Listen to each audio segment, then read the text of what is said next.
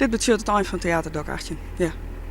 Nou, dat is wel een beetje sneu voor de nieuwe exploitant die hier nog 10 jaar lang zijn brood moet verdienen. Ik vind het eigenlijk schandalig, deze uitspraak. Het lieke zo mooi. Bij de opening van Dok 18 hier Dokkum zijn inwoners een eigen schouwburg aan wonen. Omdat een zelfstandig theater de gemeente te duur wie, hielden die een sale in het nijbouwcomplex op het industrieterrein. Rjochten dat in als theater en zorgen zelfs voor de culturele invulling. Nou, 2 jaar later is de theaterseel akelig leeg. Alle voorstellings binnen skrost. De gemeente had spul bij de eigenaar van het gebouw. Ja, dat er dan discussies ontstaan over wat de energiebetaling maakt, wat de technische betaling maakt, hoe de catering regelen wordt, hoe de kaartverkoop regelen wordt. En dat stiet. Wij hebben al een huurcontract met de heer Fiet. En hij heeft dat gewoon goed te regelen met zijn exploitant. Er staat er dus niks over in het contract. Ik verhuur een theaterzaal aan de gemeente. Punt.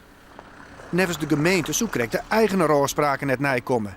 En zette vraagtekens bij de exploitatie van de toekomst. Als je al vanaf september 2009 tot november 2010 binnen om goed in peteer te komen, om initiatieven te nemen om dat gesprek op gang te houden. En dat er geen enkele reactie van de andere kant komt, dat we tot bemiddelingspogingen om daar bezocht hebben om dat goed op te lossen. Op een gegeven moment is het dan een keer dienen. Nou, voor mij is er bijna wekelijks contact. Bij de gemeente? Ja. Tussen je? Correct. De culturele commissie van Dongerendiel is ex-kok terug het besluit van de wethouder. Zij hier geen klachten.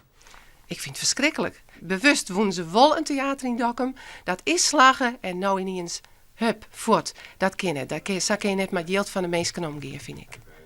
Een oplossing van het conflict liep het net meer mogelijk. Beide partijen kunnen er net meer uitkomen.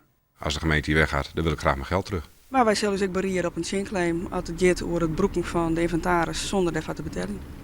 Dus echt bij de gemeente leidt het mes naar tafel. Nou ja, een vriendelijk gesprek zit er denk ik net maar in.